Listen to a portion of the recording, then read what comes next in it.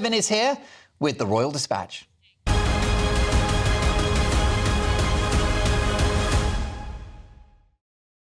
Now, it's been a difficult period for Prince William, the Prince of Wales, who was today visiting his wife Catherine in hospital after she underwent successful abdominal surgery. But Wills is also in the headlines after Robert Hardman's new book claims that a certain journalist, quote, makes his blood boil. Martin Bashir, the disgraced BBC journo, was found to have used forgery and deception to gain his infamous sit-down with the late Princess Diana, forcing the broadcaster to release thousands of emails about how the controversial interview was allowed to happen. Bashir has since resigned from his role as the BBC's religion editor. But does William think he got off too easy? I'm delighted to welcome royal biographer and broadcaster Angela Levin. Angela, your reaction to this latest development in regards to Martin Bashir. Do you think it's true that William can't stand him? Yes, absolutely, William can't, because he feels all, and he remembers all that his mother felt. He became the sort of man of the house once her marriage with Charles broke down. And he was responsible for her, helping her stop crying. He used to push tissues under the bathroom door when she was screaming and she wouldn't come out. So he had a huge difficult life during that time. I mean, he took over all the responsibility, but a child of 15 can't understand quite what to do. So he felt very frustrated that he couldn't help her, even though he really wanted to. And he said very much that Bashir added to her fear, her paranoia, and to her isolation, because she was so scared, because she was told that by Bashir that all the people who looked after her, the people who protected her, were paid by the MI5 and by the press. And so she needed to be very careful. So she was very, very, very scared. She couldn't confide in them. And she just was, you know, in a terrible state, poor woman. Well, Bashir misled Diana in order to secure her agreement to do the interview. Yes. And it wasn't in Diana's best interest to do that panorama interview, was it? And that interview set in train what would prove to be a tragic set of events for Diana, leading to her death.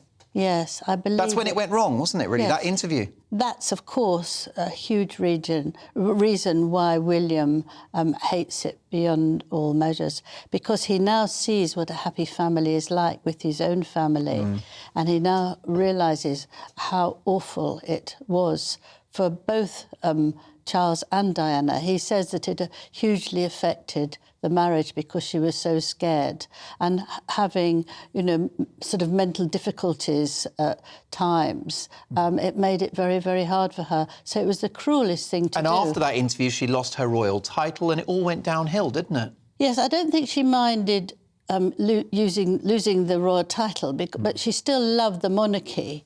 And it was just that she felt that she was being followed and that nobody would trust her, and she had no one she could talk to. It was terrible. And, of course, Bashir said he couldn't be talking to the BBC because he was too ill, and he wasn't, still not being talked to. He's well now, and nothing is done by the BBC still. It's absolutely shocking. I mean, I know it's strong language, but some people feel that Bashir or the BBC have blood on their hands. Yes, they do have blood on their hands because in 1996, a year after the documentary on Panorama, the Mail discovered that these things were forged at the bank. So to prove that there was, money was being taken and paid to the MI5, it was all a forgery.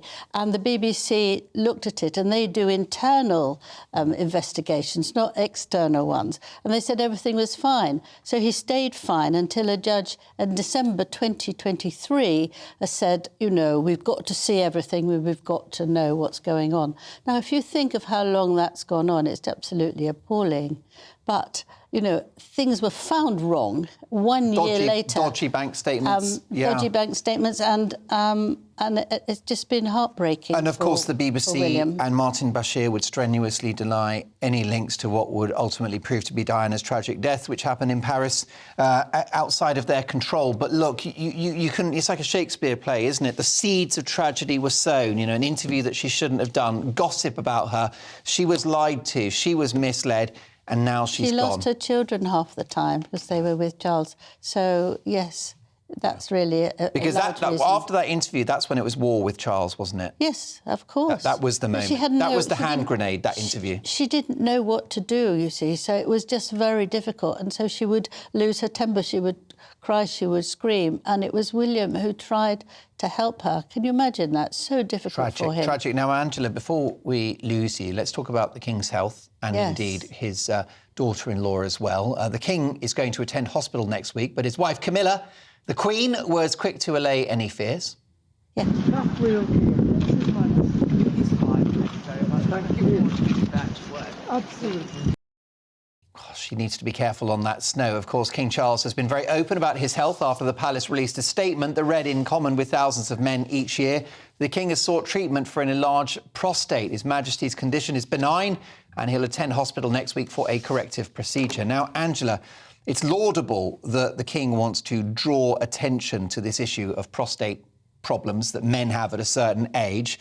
But this is a break from tradition, isn't it? The Queen would never have shared that much information about her health. Oh, never, never. You would never know until she'd been to perhaps hospital and had what she needed to be done and then got home. Then she would say something. It's very, very rare indeed. Is it inappropriate? Well, I don't think it's appropriate to come out with it on the same day that we were astonished by Catherine's problem in hospital. I think that it could have waited, but I think as well it's very quick. It was only discovered a week or so ago in Scotland. And obviously, you know, once you know about these things, you have to have them done quickly. But I just felt I'd admire him enormously for encouraging people to do it. And he is an example, and especially he's fit and he eats well and all that. So people should, if they feel that way, you know, go and see a doctor. But on the other hand, I just felt it was a bit too much. We don't want to see these royals as actual humans, did we? Even when the Queen was very poorly, we knew little of her health condition. Well, we do, we don't. We want them to be both extraordinary, wonderful people that we can admire and also ordinary people who have the feelings that we do. But that's emotional feelings. You know, it's very difficult. I think it was a difficult one. I think less is more personally, but look, good luck to him. It's coming from the right place. Catherine, a 2-week stay in hospital. She likely won't be seen performing public duties until after Easter. This is not a trivial matter for the family. She has 3 children, after all. Yes, it's very disappointing and very worrying because it is a long time.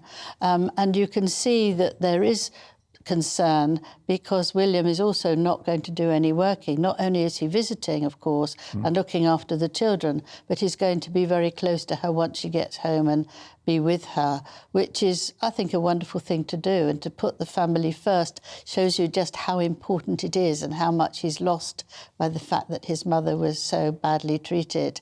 But I think that we have to recognise that she's eaten well, that she does a lot of sport, that she's a strong woman, she has a busy life, and she has much yearning to have her family, and she loves them so much that will help her get well. You know, if she has to take that time, of course she does, and we mustn't try and work out exactly what it is, but it is worrying, and I think it's very worrying to have 3 members of the royal family unable to do what they should do. And here you have the ordinary person's anguish, but we expect them to be perfect at all times and ready to do all their duties. Most definitely. Well, we wish the Princess of Wales well, and indeed the King.